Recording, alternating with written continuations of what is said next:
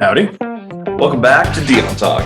We're going to start that over. All right. So I'll be edited. All right. Spaced. I was going to have you do it. No, that's fine. We have a video that we recorded where we completely butchered the beginning in Florida, and we were going to edit it out, and then we forgot to edit it. Oh, yeah. And Christian dropped an F-bomb. We missed Kyoto. We just left it in there. It did really well. It was one of our more watched videos. Nice. You can edit that one out of your video, though, because we are recording. Okay. Here we go. Please hang up and try again. Howdy, and welcome back to Dion Talk. In this video, I want to talk about a subject that for me is actually kind of hard to talk about because I don't like to benefit from someone else's misfortune.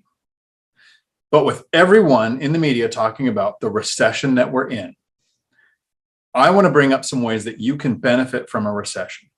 And I like to quote Michael Zuber, who says, the difference between a recession and a depression is in a recession, your neighbor gets laid off. In a depression, you got laid off.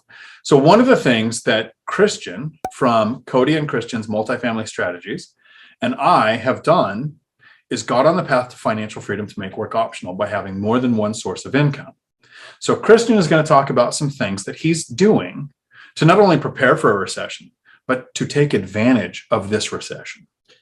Well, the first thing that we did, and this is back 2020 was actually the first rental I ever bought. I bought a duplex in December of 2020. So this was right before the world decided it was going to fall apart, and right before we decided we're going to print an absolute ton of money and dump it into the economy via stimulus.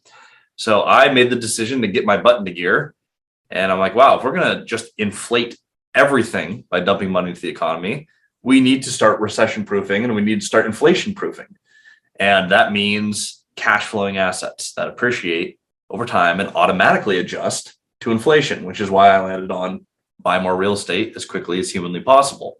Now, while we've had videos together debating the speed in which you should do that, at the end of the day, you need to have cash flowing assets in events like these. What we find is when, for example, right now, where high inflation, cost of everything is going up, especially raw materials, transportation, gas, it's becoming more expensive to be a landlord. What typically happens there? Well, as your expenses go up, new investors don't want to pay more money for more expenses without more income. It automatically will drive rents up. As the dollar goes down, everything inflates, which usually pushes rents up. In addition, we're seeing interest rates increase.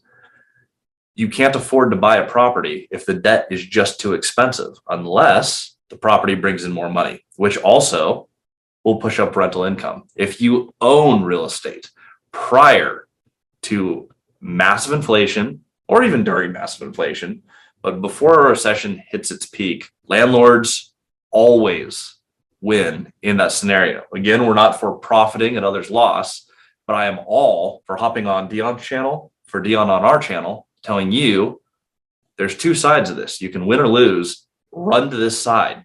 Run to the asset side. Run to cash flowing assets. Last thing I'll say is if you're big on other things that you're calling assets that do not cash flow, we're just making fun of someone for cryptocurrency. We're like, it's just about to 10x. I'm calling it right here on your channel. No, it's not. You need cash flow. In a down economy, you don't get to pay for smoking monkeys, or I don't know what any of them are. A digital fish is not going to be the asset to attach to weather a down economy. Your luxury items and your fun items are the first things to go. Our goal is to share with you how you can benefit from the recession. Normally, people will say low interest rates are what causes inflation. And that's not what happened. For the last 2 years, what we've had is what you call helicopter money, where they're just raining money down. And people were paid more to sit at home on the couch on unemployment, extra unemployment, extended unemployment, stimulus, to where for the last year, people have had to be bribed to come back to the workplace. Mm-hmm. And we're seeing record wage inflation. And people will say, well, I only got a 3 or a 4% raise, so that's not record. Well, that's for the people staying in one job. Over 4 million people every month for the last several months since the end of 2021 and into 2022, over 4 million people left their jobs. We're calling it the Great Resignation. but unemployment is under 4%, which means they're not leaving their jobs and going on unemployment now. They're changing companies for a really big pay increase. Wages set home prices. Buyers buy based on payment, so home prices have increased. Investors invest on yield. Wages set rents. So we're seeing record wage inflation, we've seen price inflation and rent inflation, which as an investor means that when things happen like property taxes go up, insurance goes up, cost of labor goes up for handyman, contractors, all of those expenses that people say, I wouldn't want to be a landlord right now, means that it sucks to be a landlord because we have to live with passing those expenses on to the tenants, because ultimately that's who pays for inflation. Now, whether you're doing this 1 or 2 rentals at a time, whether you're doing it 50 rentals at a time, for this season where we're looking at recessionary times, the point is just getting out of money and into assets. Your money is going to continue to be worth less and less. Wages are not going to keep up with inflation for the short term, possibly not for the long term. We'll see how this pans out. One thing I know about the economy is whatever you expect is typically not what happens. So neither of us are claiming to be an oracle or have a crystal ball, but with what we're seeing right now, you do. With what we're seeing right now, I guess he does have a crystal ball. So whatever Dion says will happen. I don't have the ball.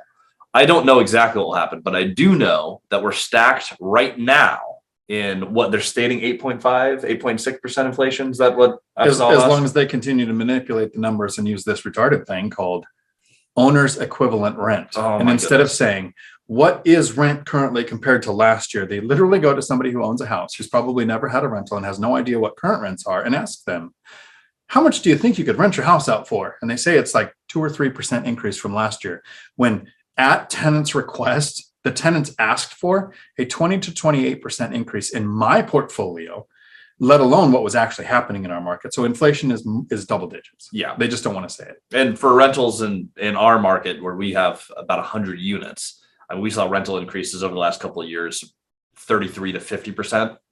In some cases, double. You can pick up a building that just hasn't had increases for forever.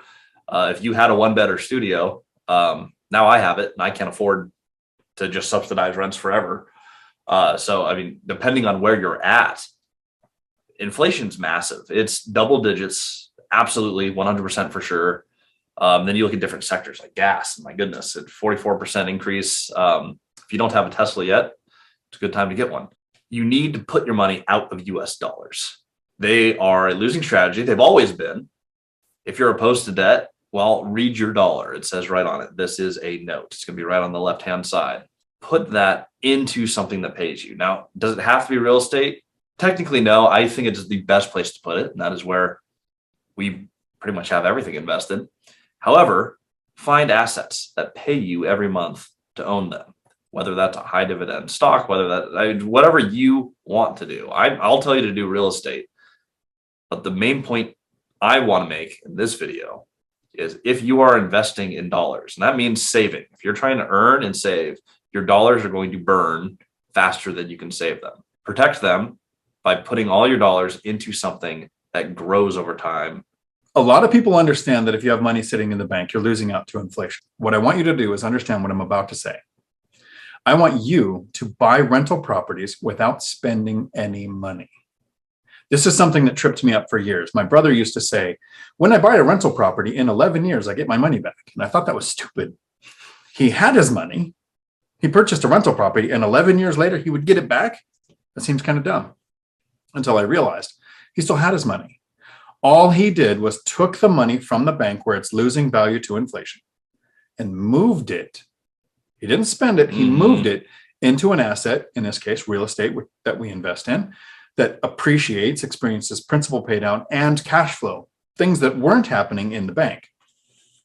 The second thing I want to cover is this is a little bit of a doom and gloom video. We're talking about a recession, and recessions generally suck. And I don't want to say that I'm glad a recession is here, but what I am going to say is I'm glad I invested expecting a recession. So there's 2 different ways that I've diversified my portfolio to be ready for this. The first is I diversify my properties. I invest in small multifamily and I spread them out. So you guys have investments that aren't all central to one location. You have some here in Eastern Washington and some here in Western Washington, and you're looking at different areas. So you don't bundle all of your stuff into one little street corner. No, and you go next to data centers and military bases. And so you look for economic drivers. You're looking for Exactly. multiple sources of tenants near your properties, and you're not all in just one location. Then I diversify my tenant base. I was expecting you to sneeze, Cody. Sorry. You okay? Yeah, I was just looking down. Okay. All right. I'll edit that out. Don't worry. We're going to leave that one in. I always edit them out. But not today.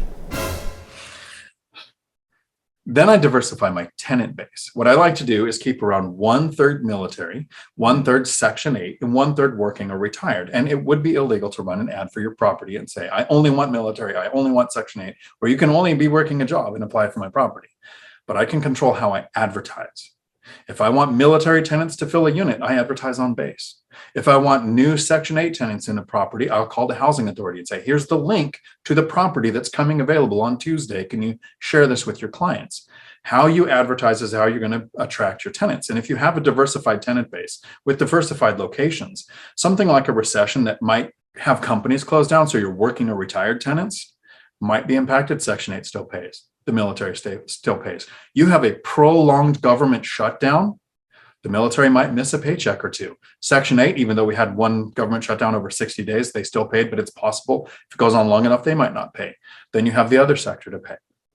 And you structure your debt to where you can handle a significant amount of your renters not paying their rent, and you can still cover your debt. Then a recession is an opportunity. A recession is an opportunity because all those who didn't buy on cash flow, all those who bought just for equity growth, those who overextended, unfortunately, you can't just bank on appreciation as a strategy, which means you're going to be opening up opportunity to purchase properties because there's going to be people who just can't keep their property the way that they purchased it or with a strategy that they came up with. The only strategies that work, and there are a lot of strategies in real estate that absolutely work, all of them are based off of buying cash flowing assets and protecting that cash flow and buy and hold real estate. If you are caught in the middle of flipping properties and the economy goes unstable, those properties are likely going to come for sale at a discount. If you bought for appreciation, something that just doesn't cash flow and you lost your job, more properties on the market. If you position yourself correctly and buy on cash flow, a recession is an opportunity to expand. This is something I actually got from Cardone's book when I was young, and I've applied this to everything we've ever done. Expand when others contract. That is something we're always looking to do. When I see people pulling back, when I see hesitation in the market, when people sideline their money, even when it's scary, that is exactly when we expand. People leave the field, that is time to take the field. And that is exactly what Cody and I are going to keep doing. And I am 100% sure Dion's going to keep on buying right through it because you're in a position where you can. I'm hunting for the next deal now. And earlier in this video, you called this the season. And that's what I want to reference. If you watch market trends in the winter, less transactions happen because a lot of our competition are home buyers, and they generally move during the summer when they can relocate their kids from school district to school district without a lot of impact to the kid. So in the winter, a lot of buyers pull back. I looked at my portfolio, and every single deal except for one was purchased between November and February. I purchased one in May last year. But in the winter, as an investor, we have less competition because a lot of investors are pulling back to the time of year that it makes sense for them to find properties. Winter is here. And not just because I live in Washington where it's cloudy outside in June. I mean, this is the season where buyers have pulled back, creating opportunity for us to have the first time in several years, the opportunity to recognize a motivated seller. For the last 2 years, we had no idea if the seller was motivated or not because it hit the MLS within 2 or 3 hours. It had offers and it was under contract. So they might have needed to sell. They might have just liked their numbers. Now we actually have properties that are going to sit on the market, and days on market are going to pile up. And the more days on market, you can identify a motivated seller by making an offer that makes sense to you. If they're not motivated, they won't accept it. They might even pull their property off the MLS and not sell. But if they are motivated, you can identify them because they took your offer that was probably significantly less than their wish list price. If you have any questions and you want to learn how to scale a portfolio of rental properties very quickly, I want you to check out Cody and Christian, Multifamily Strategies. They actually have a course, which I'm going to be taking and doing a review video on, so I can tell you what my thoughts are on that. Until our next video, thanks for coming to the Dion Talk. We're sorry, the number you have dialed is not in service at this time.